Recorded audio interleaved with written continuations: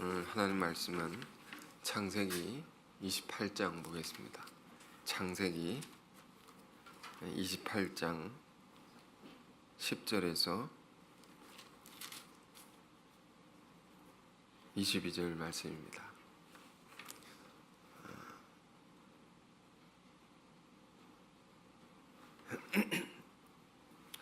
저와 여러분이 한 절씩 번갈아서 읽어보겠습니다. 야곱이 브엘세바에서 떠나 하란으로 향하여 가더니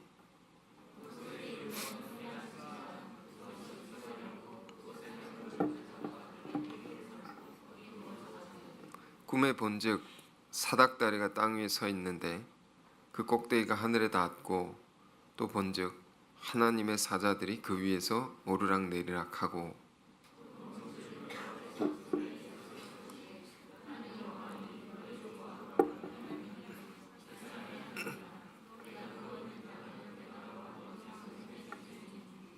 내 자손이 땅의 티끌같이 되어 네가 서쪽과 동쪽과 북쪽과 남쪽으로 퍼져 나갈지며 땅의 모든 족속이 너와 내 자손으로 말미암아 복을 받으리라.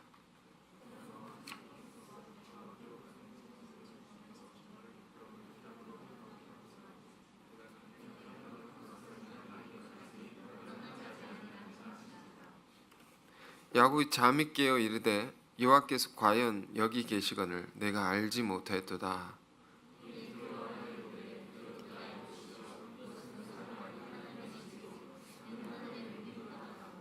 야곱이 아침에 일찍 일어나 베개로 삼았던 돌을 가져다가 기둥으로 세우고 그 위에 기름을 붓고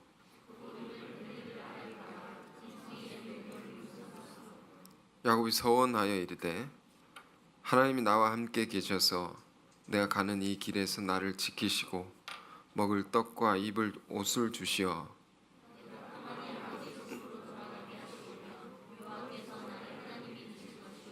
내가 기둥으로 세운 이 돌이 하나님의 집이 될 것이요 하나님께서 내게 주신 모든 것에서 10분의 1을 내가 반드시 하나님께 드리겠나이다 하였더라. 아멘. 두렵도다 이것이여, 이런 제목으로 오늘 야곱의 이야기를 함께 나누겠습니다. 매우 중요한 사건인데 야곱의 삶에 있어서 이 본문의 이야기는 그의 삶에 있어서 가장 결정적인 전환점이 되는 순간을 여기 기록해 놓은 것입니다. 그럼 우리 인생에도 이런 경험을 하게 되는 것이죠. 하나님 믿는 사람들은, 예수를 믿는 사람들은 이런 경험이 꼭 필요한 것입니다. 어떤 경험일까요? 깨달음을 얻는 자리입니다. 말하자면 예를 들면 이제 불교에서도 큰 스님이 명상을 하다가 득도를 하셨다, 어떠한 것을 깨달았다라고 하면 그 깨달은 그곳에 절을 세웁니다. 절을 세워서 그 스님의 호를 따서 절을 짓죠. 그런 것처럼 본문도 보면 야곱에게 있어서 깊은 깨달음이 일어나서 그 자리에 제단을 쌓고 기도를 드리는, 하나님께 서원 기도를 드리는 그런 이야기입니다. 야곱은 이 사건 이후로 전혀 다른 삶을 살게 되고, 이 사건 이후로 그가 경험하는 온갖 어려움들이 있었는데 그것을 다 이겨내게 됩니다. 그리고 마침내 하나님이 뜻하시는 바 위대한 역사를 이루게 되는 것입니다. 다시 말해서 야곱의 인생에서 그의 모진 세월을 다 견뎌내고 이기게 했던, 그리고 큰 역사를 이루게 했던 그 힘의 원천이 어디 있는 것인가? 그것이 바로 오늘 본문의 이 사건 속에 담겨 있는 것입니다. 우리도 이 사건이 주는 중요한 세계를 깨달아서 우리 삶이 큰 힘을 얻고 하나님이 뜻하시는 바를 이룰 수 있기를 바랍니다.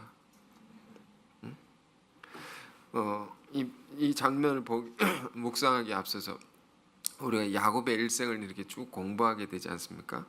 공부하게 되면 야곱이 형을 대신해서 아버지의 복을 받게 됩니다. 복을 받은 자의 삶이 어떠합니까? 복을 받았으면 모든 게 잘 돼야 되지 않겠습니까? 하나님의 가호를 받아서 탄탄대로의 인생을 살게 되었습니까? 야곱이 승승장구하는 그런 화려한 삶을 곧바로 시작하게 된 것입니까? 그것이 아니라는 것입니다. 복받은 자의 현실은 고난이다 하는 것입니다. 우리 예수를 믿으면 복을 받는다 이런 얘기를 하죠. 복을 받는 거죠. 믿음으로 받는 거죠. 그 믿음으로 받은 자의 삶이 어떠하느냐, 곧바로 모든 것이 잘 되느냐, 그럴 수도 있겠죠. 그러나 성경의 위대한 역사를 이룬 인물들의 삶을 보면 그렇지 아니하다. 야곱이 형 대신에 복을 받았고 그가 복을 받고 난 다음에 형의 미움을 받아서 도망치듯이 자기 집을 뛰쳐나오게 됩니다.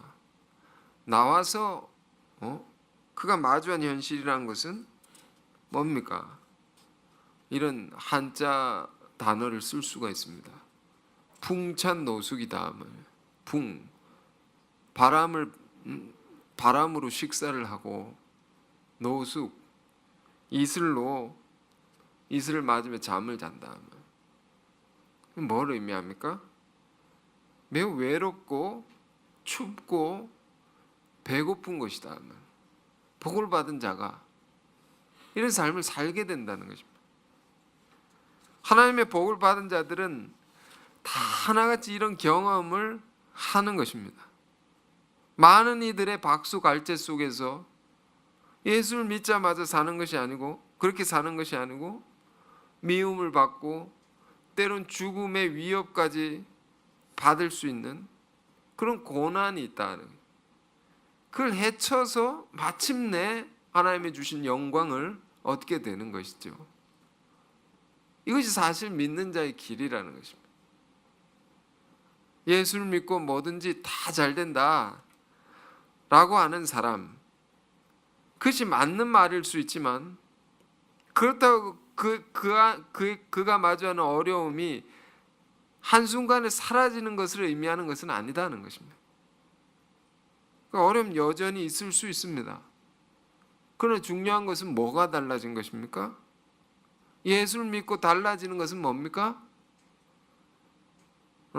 주님이 주시는, 공급해 주시는 힘이 있습니다. 능력, 지혜가 있습니다. 그것으로 우리 앞에 마주한 어려움을 다 능히 이겨낼 수 있게 된다는 것입니다. 그것이 믿지 않는 자들과의 큰 차이인 것이죠. 오늘 본문의 야곱의 자리를 보십시오. 그는 지금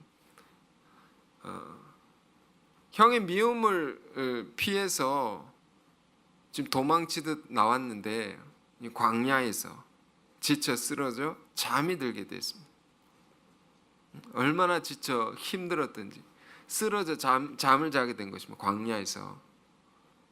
그래서 길에 널브러져 있는 돌 하나를 베개로 삼아서 그것에 기대서 이제 땅바닥에 잠을 자고 있는 것입니다. 그런 자리에서 하나님께서 야곱에게 꿈을 꾸게 하십니다. 어떤 꿈이냐? 사닥다리의 꿈이에요. 사다리의 꿈입니다. 하늘과 땅 사이에 사다리가 쭉 이어져 있는 것입니다. 근데 그 사다리 위에 천사가 올라갔다 내려갔다 계속 하는 것입니다. 이 꿈이 야곱의 인생을 완전히 바꿔놓은 것입니다. 응? 무슨 꿈이냐 말이에요. 우리도 그렇습니다. 아무리 좋은 꿈을 꾼다 할지라도, 길몽이라고 하죠. 그 꿈을 꾸어도 해몽을 하지 못하면 아무 소용이 없는 것입니다. 꿈의 의미를 알지 못하면 소용이 없습니다. 하나님은 자기를 믿는 자들에게 늘 꿈을 주십니다. 그걸 받아서 우리가 그것의 깊은 뜻을 깨닫지 못하면 어떻게 됩니까? 아무 일도 나에게 일어나지 않는 거죠. 야곱은요, 하나님이 주신 꿈을 아주 귀하게 여기고 아주 민감하게 받아서 그걸 깊이 생각했던 것입니다. 그리고 그 꿈을 잘 해석해서 자기 것으로 삼은 것입니다. 그래서 그의 삶의 전환이 온 것이죠. 우리가 하나님 말씀을 듣는 것도 그렇습니다. 말씀을 듣는 자리는 하나님의 꿈을 받는 것입니다. 하나님 말씀을 들을 때에 하나님이 우리를 통해서 이루실 미래의 약속들을 우리가 알게 되죠. 그걸 우리가 받는 것입니다. 근데 그것을 내가 받고도 예사롭게 생각하고 지나가 버리면 아무 일도 나에게 일어나지 않는 것. 그런데 그 말씀을 내 삶에 주시는 놀라운 꿈으로 받으면 그 말씀을 통해서 하나님의 뜻이 나를 통해서 이루어지리라. 그것을 우리가 믿음으로 받으면 우리 삶은 전혀 달라질 수 있는 것입니다. 야곱이 꿈꾸는 이 자리, 우리가 말씀 듣는 이 자리와 동일한 것입니다. 자, 그런데 야곱의 꿈, 이게 도대체 무슨 꿈이냐? 하늘과 땅을 잇는 사다리의 꿈, 그 위에 천사들이 왕래하는 꿈. 그러면서 하나님의 음성이 들립니다. 네가 누워있는 땅을 너와 내 자손에게 줄 것이고 내 자손이 동서남북 다 사방으로 퍼져서 너로 인해서 큰 복을 받을 것이다. 온 자손이. 그리고 잠이 딱 깬 것입니다. 야곱이 깨서 어떻게 했습니까? 깜짝 놀랐습니다. 내가 알지 못했구나. 두렵도다 이곳이요. 이런 말이 그 꿈을 받은 자 안에 터져 나온 것입니다. 두렵도다 이것이요. 무슨 깨달음이 온 것입니까? 꿈의 의미를 우리도 알아야 되는 것이죠. 그 사다리가 나라는 것을 깨닫게 된 겁니다. 나구나. 그 사다리가 아니에요. 그게 나라는 것입니다. 응? 나는 누구냐? 여러분 이런 질문을 던져본 적 있습니까? 사시면서 나는 누구냐? 나는 도대체 뭔가? 나는 누구냐? 어느 날 이런 질문이 갑자기 다가올 때가 있습니다. 일하다 공부하다 일하다 직장에 하루하루 바쁘게 살다가 어느 날 이런 질문이 다가올 때 그 질문에 대한 해답을 갖고 있지 않으면 우리는 방황하게 됩니다. 모든 것이 무의미해지고 무력해지는 것입니다. 이렇게 열심히 살아서 뭐 하는 것이냐? 나는 도대체 뭐냐? 왜 이것을 하고 있는 것인가? 하나님의 말씀은 우리 인생의 그런 근본적인 질문에 대한 답을 주는 것입니다. 이걸 모르고 살면 우울증이 걸리고 급기야 목숨을 끊는 일도 일어나는 거죠. 한국이란 나라가 OECD 국가 중에 자살률이 최상위를 계속 기록하고 있습니다. 12년 동안 1등을 하다가 작년에 2등을 했습니다. 응? 왜 이런 자살률이 높으냐 말이에요. 이 나라에 많은 이야기들이 있겠죠. 이 나라는 지나치게 경쟁 사회다 하는 거예요. 상대적으로 박탈감을 느끼고 그런 이유도 있겠지만, 그러나 더 근본적으로 생각해 봅시다. 그 뭐 때문이냐? 알고 따지고 보면 나는 누구냐에 대한 이 정체성의 문제라는 것입니다. 그 사람이 잘 되고 나는 못 됐다. 그 나는 가치가 없는 것이냐? 나는 누구냐라는 겁니다. 지지난주에 마태복음 4장을 함께 묵상하면서 마귀의 시험을 이기신 예수님의 이야기를 우리가 묵상했습니다. 무엇으로 이기셨는가? 또 마귀는 무엇을 공격했습니까? 예수님 안에 있는 확고한 정체성이 있는 것입니다. 아이덴티티가 있는 것. 흔들리지 않는 자기 이해, 자의식이라고 하죠. 그것이 있었단 말입니다. 그건 무엇이었습니까? 나는 하나님의 아들이다. 이 한 가지죠. 예수님은 우리가 알다시피 목수의 아들입니다. 아버지 요셉의 아들, 목수의 아들이었습니다. 그런데 예수님 안에는 그보다 더 근원적인 정체성을 갖고 있는 것입니다. 누구 집의 아들이 아니다 말이에요. 하나님의 아들이다. 응? 이런 이해를 스스로 갖고 계셨기 때문에 놀라운 삶을 사실 수 있었던 것입니다. 온갖 어려움 속에서도 그걸 다 이겨가고 놀라운 역사를 이룰 수 있었다 말이에요. 그러니까 모든 것은, 우리 삶의 모든 문제는 외적인 것에 있는 것이 아닙니다. 외적인 환경의 문제가 아니고 그 사람들의 문제가 아니고 내 안의 문제라는 겁니다. 내 안의 문제가 바로 서게 되면 모든 것이 바로 서게 되는 것입니다. 내 안의 문제, 가장 중요한 문제가 뭐냐면 나는 누구인가라는 이 문제, 이 질문에 대한 해답. 제가 일반 대학 다닐 때, 신학대학 다니기 전에 일반 대학을 다닐 때 심리학 수업 시간이 있었습니다. 나는 누구인가? 이런 주제로 자기 정체성을 찾아가는 그런 수업이었는데, 내가 어떻게 찾아가는가? 가령 나는 가족 구성원 중에 나는 누구인가? 뭐 장씨 가문의 몇 대 손에 몇째 아들이다. 또 그걸로만 나를 이해하기 어려우니까 직장에서는 나는 누구인가? 무슨 직함을 가지고 있는, 무슨 직책을 가지고 있는 나다. 나는 무슨 일을 하는 사람이다. 뭐 학교에 있다고 하면 무슨 과에 속한 일원으로서 몇 학년이 나다 이렇게 하겠죠. 뭐 이런 질문을 던지면서 자기를 이해하려고 하는 겁니다. 자기 정체성을 찾아보려고 하는 것입니다. 그런데 그 수업이 끝나고 이런 생각을 합니다. 생각이 드는 것입니다. 그래서 나는 누구냐는 겁니다. 주변 사람들로부터 규정되는 나인가 말입니다. 응? 주변 상황으로부터 만들어지는 나인가? 그게 진정한 나인가? 아닌 것 같은 것입니다. 그래서 답답했었던 기억이 있었어요. 응? 이것이 정말 중요한 것입니다, 여러분. 학교에서는 배울 수 없는 것입니다.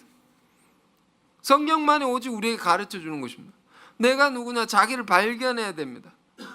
그래 자기를 발견해야지 자기를 실현할 수 있다는 겁니다. 그렇죠. 내가 누군지도 모르는데 내가 무슨 일을 할 수 있겠습니까? 뭘 이룰 수 있겠습니까? 우린 성경을 공부할 때 창조신앙을 배웁니다. 창조신앙을 배울 때 꼭 보는 말씀 있죠. 우리 교회는 창세기 1장 27절. 인간은 어떤 존재냐? 하나님의 형상이다라고 했습니다. 하나님의 형상, 이미지 오브 갓이라고 했습니다. 나는 누구냐? 하나님의 이미지, 하나님을 닮은 존재로 지어졌다는 겁니다. 하나님과의 관계성에선 자기를 발견할 수 있는 것입니다. 그것이 진정한 나라는 거죠. 그 라틴어로 이마고 데이라고 했습니다.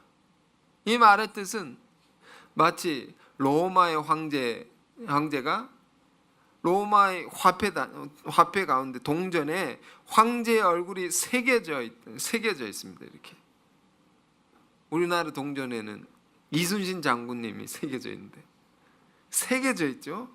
이런 뜻입니다. 우리 안에 하나님을 닮은 것이 새겨져 있다. 선명하게 나는 하나님과 깊은 관계가 있는 것이고 하나님을 닮은 존재라는 겁니다. 이 사실은 우리에게 무슨 중요한 깨달음을 주는 것입니까?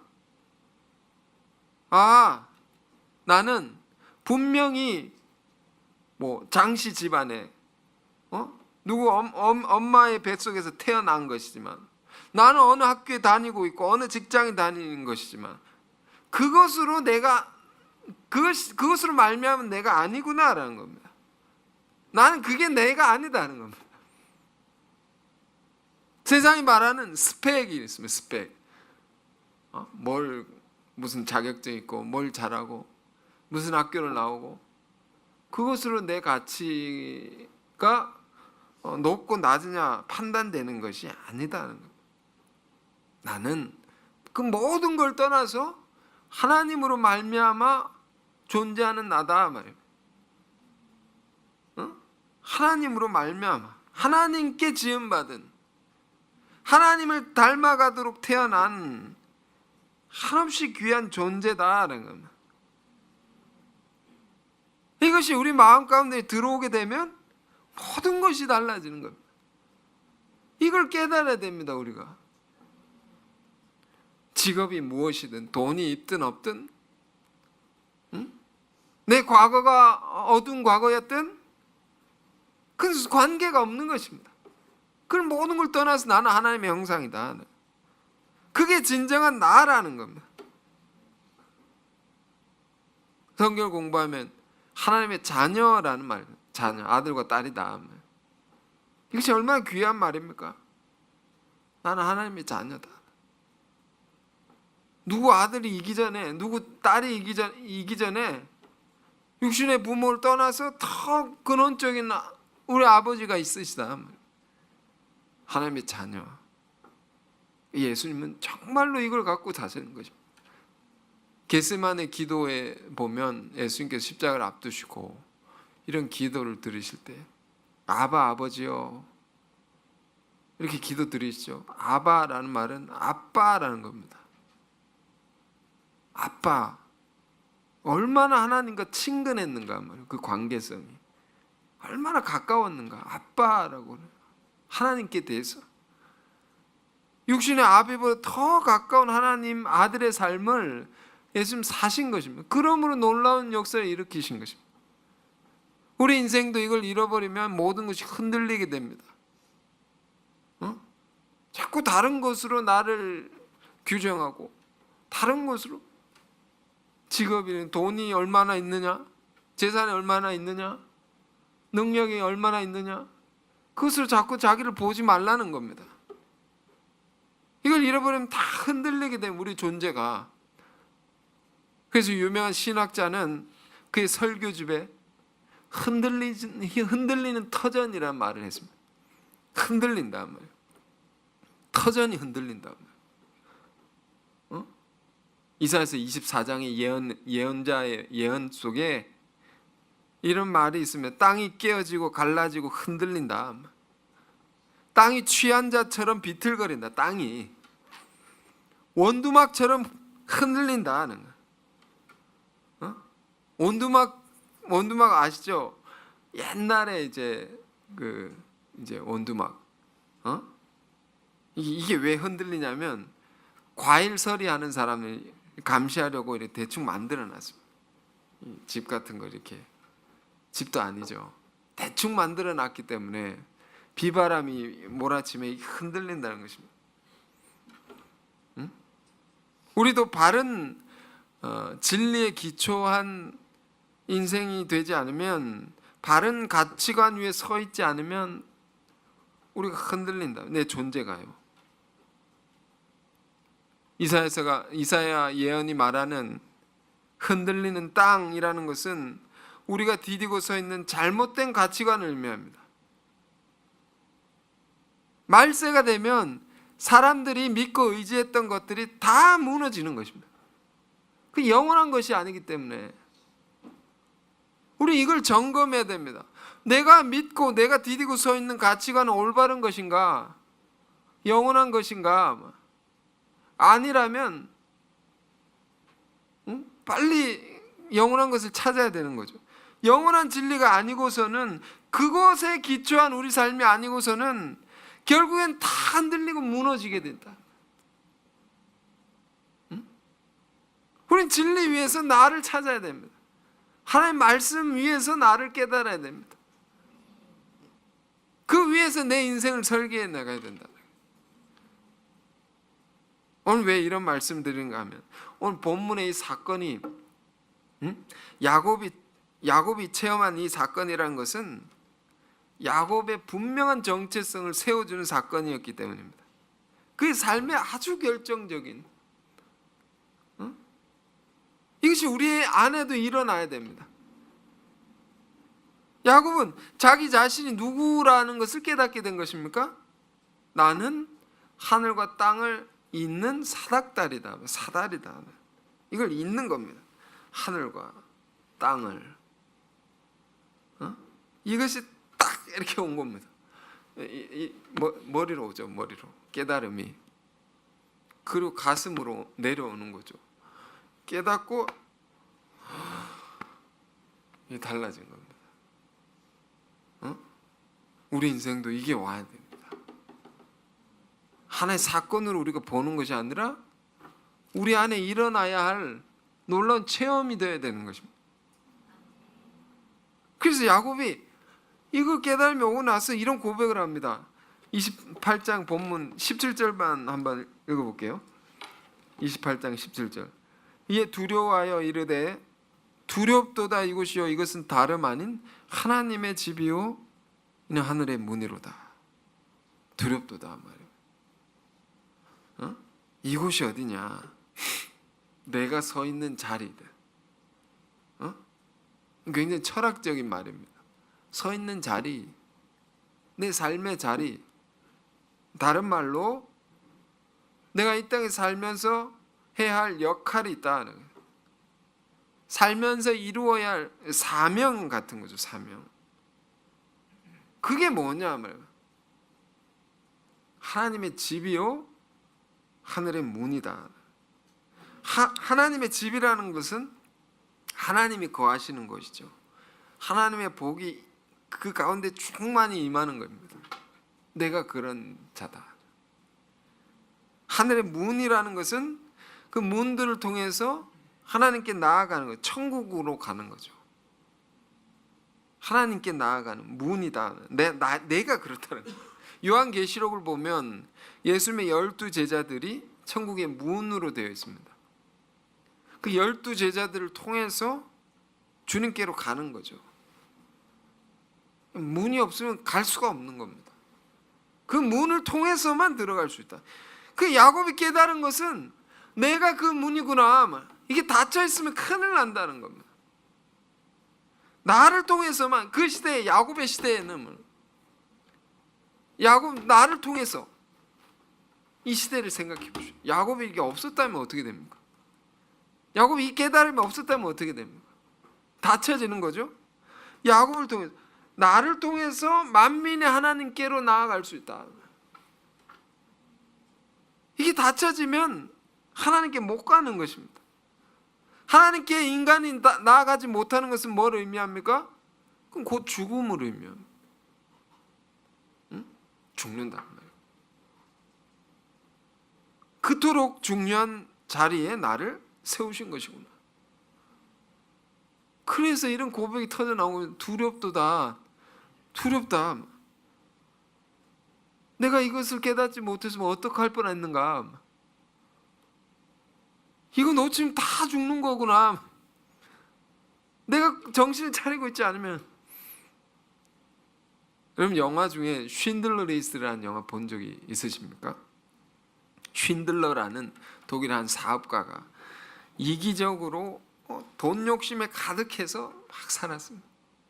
그 유태인들도 자기 사업에 이용하려다가 어느 날 유태인들이 겪는 참상을 보게 됩니다. 막 이제 군인들이 막 총싸움 놀이를 하는데 사람 쏘면서 놀이를 하는 겁니다. 아, 이건 아니다. 그러면서 이건 아니다. 그래서 그가 정신을 차리고 어떤 일을 하기 시작합니까?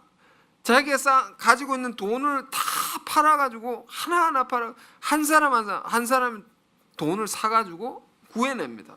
한 사람. 이 사람 명단을 막 만들어가지고 한 사람당 얼마, 한 사람씩 구해냅니다. 매수를 해가지고.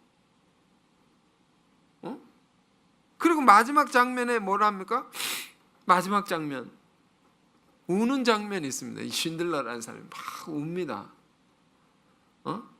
자기가 구해낸 사람들, 유태인들 그 무리 가운데서 막 우는 장면이 있습니다. 뭐라고 하면서 우냐면, 내가 지금 끼고 있는 이 반지, 이걸 팔았으면 몇 명 더 살릴 수 있었을 텐데. 내가 마지막에 타고 갈 이 차, 이거 팔았으면 몇 명 더 살릴 수 있어야 돼. 내가 이걸 못 팔았다고 막 웁니다.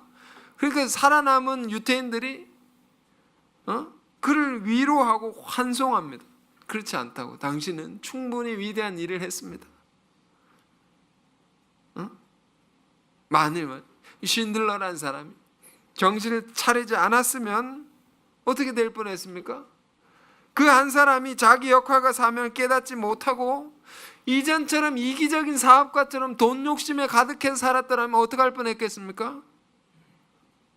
그 생명들은 다 죽는 것입니다. 다 죽는다. 두렵지 않습니까? 하나님께서 우리 부르신 자들, 우리 한 사람 한 사람을 통해서 살리기를 원하시는 많은 영혼들이 있는 것입니다. 우리가 이 말씀을 보면서 그것을 깨달아야 됩니다. 내 인생은 먹고 자고 시집 장가 가고 직장 다니고 그렇게 끝나는 인생이 아니다는 겁니다. 그보다 더 중요한 일이 있는 것입니다. 하나님께서 나에게 맡긴 사명이 있는 것입니다. 그것으로 우리는 살아야 된다는 겁니다. 이걸 깨달은 겁니다. 야곱이. 자기 자리가 두렵고 떨리는 자리다는 겁니다. 우린 세상 속에 믿는 자, 예수를 믿는 자들은 다 세상 속에 살아가죠. 세상과 동떨어져서 살지 않습니다. 그 속에서 빛과 소금의 역할을 감당하는 거예요. 그러나 이 빛과 소금 되지 않고 소금이 그 맛을 잃은 것처럼 세상 사람들이 살아가는 그 시류를 쫓아 살다가 친구 따라 강남 간다고 그렇게 남들이 하니까 다 그렇게 가다가 그렇게 죽으면 우리의 인생에 무슨 의미가 있느냐. 야곱은 그렇게 살 내가 아니라는 것을 깨달은 겁니다. 하나님이 주신 꿈을 통해서 우리는 이 자리에서 하나님 주신 말씀을 통해서 우리는 깨달아야 됩니다. 내 인생은 뭐냐 말입니다. 무엇을 위해서 내가 살아야 할 나인가. 야곱이 딱 깨달은 거예요. 아, 나는 믿음의 가문 안에 태어나서 믿음의 가문 안에서 길러지고 내가 이 광야에 이 춥고 배고픈 자리에 보내진 것 또한 이것은 아주 깊은 이유가 있는 것이구나. 나 한 사람 통해서 하나님이 놀라운 일을 행하시려는 것이구나. 이걸 깨달았습니다. 그래서 상징적으로 야곱은 자기가 누워서 잠자던 돌을 이 베개처럼 삼아서 누워있던 돌을 이렇게 세웁니다. 딱 세웁니다. 이것은 누워있던 자신을 세우는 것입니다. 누워있었다 이전까지는 그걸 깨우는 것입니다. 세우는 것입니다. 잠자던 의식이 딱 깨어나는 겁니다. 이것이 우리 안에 일어나야 됩니다. 그럼 그 사람을 통해서 하나님의 위대한 역사가 열리게 되는 거죠. 오늘날 우리 한국이라는 나라에 얼마나 많은 예수를 믿는 사람들이 있습니까? 수백만, 수천 명 있어도 이걸 깨닫지 못하면 살아갈 수 있습니다. 누워있는 자가 있다 말이에요.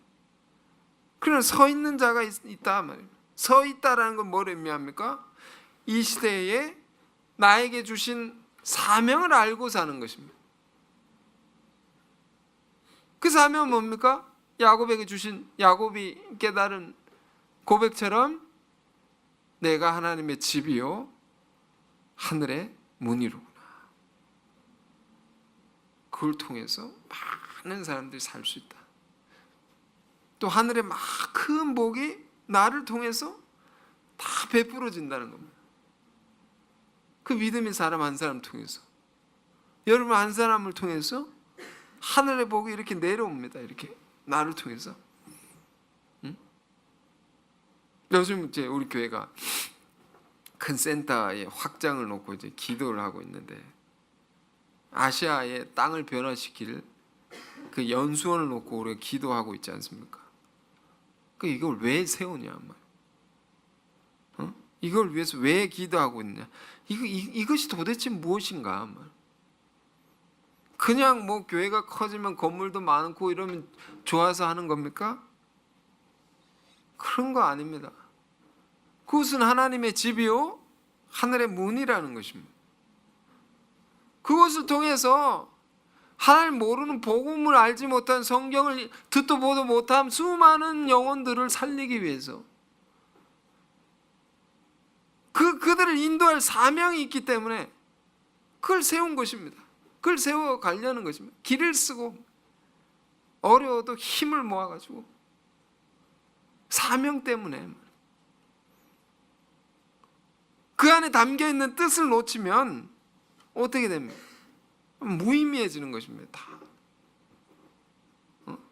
하나님께서 우리에게 담아두신 뜻을 놓치면, 사명을 놓치면 우리 인생 곧바로 방황이 오게 되는 것입니다. 존재하는 모든 것은 여러분 다 그 목적이 있다 했습니다. 이유가 있는 것입니다. 그 이유대로 쓰여질 때 가장 가치로워질 수 있는 것입니다. 그래서 우리가 무슨 일을 한다고 할 때도 그 목적을 딱 세워놓고 일을 해야 되죠. 하나님 앞에 쓰여질 목적. 그리고 일을 하면 모든 것이 잘 되는 겁니다. 응? 그래서 야곱도 보십시오. 야곱도 자기 삶의 이유를 여기서 깨달았습니다. 자기 사명을 깨닫고 나서 지금 뭘 합니까? 돌 베개를 이렇게 세워놓고 제단을 쌓고 기름을 붓습니다. 이 기름이라는 것은 영원성을 상징합니다. 영원성, 변하지 않는 것으로 확정짓겠다라는 겁니다. 그리고 하나님께 소원 기도를 드립니다. 뭐라고 기도를 드리냐면 창세기 28장 20절에서 22절입니다. 제가 읽어볼게요. 야곱이 서원하여 이르되 하나님이 나와 함께 계셔서 내가 가는 이 길에서 나를 지키시고 먹을 떡과 입을 옷을 주시어 내가 평안히 아버지 집으로 돌아가게 하시오면 여호와께서 나의 하나님이 되실 것이요 내가 기둥으로 세운 이 돌이 하나님의 집이 될 것이요 하나님께서 내게 주신 모든 것에서 10분의 1을 내가 반드시 하나님께 드리겠나이다 하였더라. 자, 이 기도의 내용이 뭡니까? 이런 겁니다. 내가 사명을 깨달았으니 제가 그 사명대로 살겠습니다. 그렇게 살 테니까 하나님 저를 보호해 주시고 저를 꼭 고향으로 돌아오게 해 주십시오. 그리고 돈을 벌면 꼭 11조 하겠습니다. 그 돈은 꼭 하나님을 위해 쓰겠습니다. 그리고 11조 꼭 할 테니까 복을 주십시오. 이런 기도입니다. 이 기도는 매우 지혜로운 기도입니다. 우리도 우리의 사명을 깨달으면 이런 기도를 할 수 있어야 됩니다. 쉽게 말해서 이런 겁니다. 어떤 일을 시작할 때 주님, 제가 이것을 반드시 하나님을 위해서만 쓰겠습니다. 그러니 이거 잘 되게 해주십시오. 주님, 공부한 사람들은 제가 공부를 열심히 해가지고 내 자신의 영달을 위해서, 내 자신의 영광을 위해서 살지 않고 하나님 영광을 위해서 내 배운 지식과 지혜를 거기다 쓰겠습니다. 그러니 합격하게 해주십시오. 어떤 분이 야곱의 이 기도를 보시고 이런 생각을 하셨다고 합니다. 야곱의 기도가 참 얄밉다. 뭐가 얄밉나? 야곱이 형의 복을 그렇게 빼앗아 간 것처럼 자기가 어떻게든 잘 되려고 이렇게 기도한다고. 기도를 자기가 잘 되려고 이렇게 기도한다고. 근데 다음에 또 성경을 읽다가 이 서원기도를 다시 봤는데 그때는 이렇게 다가오시더라는 겁니다. 하나님이 이 기도를 받으시고는 야곱을 참 귀엽게 여겼을 것이다. 그럴 것 같다는 거예요. 왜? 하나님 못하실 게 뭐가 있겠습니까? 우주 만물을 지으신 분이 야곱의 이 조그만 기도를 못 들어주시겠습니까? 이 기도가 귀엽다. 그리고 또 다음번에 보는데 서원기도가 어떻게 다가오냐면 이 기도가 알고 보니까 야곱 자신이 하나님께 드리는 결단의 기도이구나 라는 걸. 결단의 기도구나. 무슨 결단입니까? 하나님께서 나에게 다른 이들이 알지 못하는 꿈을 주시고 사명을 나에게 알게 하셨으니 내가 그 사명을 위해서 다하여서 내 일생을 다하여서 살겠나이다. 그러니 나에게 복을 주십시오. 복을 달라는 게 초점이 아니고요. 내가 하나님의 그 사명을 쫓아 살겠다라는 결단에 초점이 있는 것입니다. 복을 주시는 것은 그걸 확정짓는 겁니다. 확정짓고 야곱은 정말로 이 순간 이후로 혼신의 힘을 다해서 사명을 이루어 갑니다. 혼신의 힘을 다해서 정말 믿음으로 이 약속을 기억하고 그의 일생에 어떤 환난과 고난이 와도 이걸 놓치지 않고 살았던 것입니다. 그래서 위대한 이스라엘이 된 거죠. 이스라엘 민족의 조상이 된 것. 여러분, 우리도 야곱의 이 체험과 야곱의 이 고백, 야곱의 이 결단이 우리 모두에게 일어나길 바랍니다. 그래서 하나님께 그 역사에 귀히 쓰임 받는 우리 인생들이 다 되기를 바랍니다. 자, 오늘 주신 말씀 우리가 함께 묵상하면서 같이 기도하는 시간을 짧게 갖겠습니다. 함께 기도하겠습니다. 주님, 야곱 안에 일어난 이 체험이 우리 안에도 일어나게 하옵소서. 주님, 누워있던 우리의 영혼들이 사명을 깨달아 곧 새롭게 세워지게 하여 주옵소서. 야곱과 같은 결단이 우리에게 새롭게 일어나서 한결같은 믿음으로 우리에게 맡기신 사명을 다하여 살게 하여 주옵소서. 함께 기도하겠습니다. 거룩하신 주님, 야곱의 길은 우리의 길입니다. 하나님의 은혜와 복을 받은 우리들이온데 우리가 늘 야곱과 같은 하나님이 우리에게 주신 꿈을 기억하고 살아가게 하여 주옵소서. 하늘과 땅을 잇는 사다리, 그것이 바로 우리들의 자리인 것을 우리가 깨달아 우리가 누워있던 모습이 있다면 세워지게 하여 주옵소서. 이것은 하나님의 집이요 또 하늘의 문이라고 하였습니다.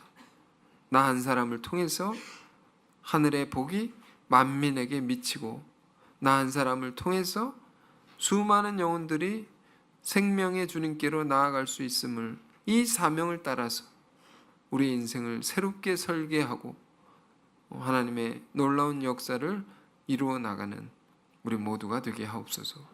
예수 그리스도 이름으로 기도했습니다. 아멘.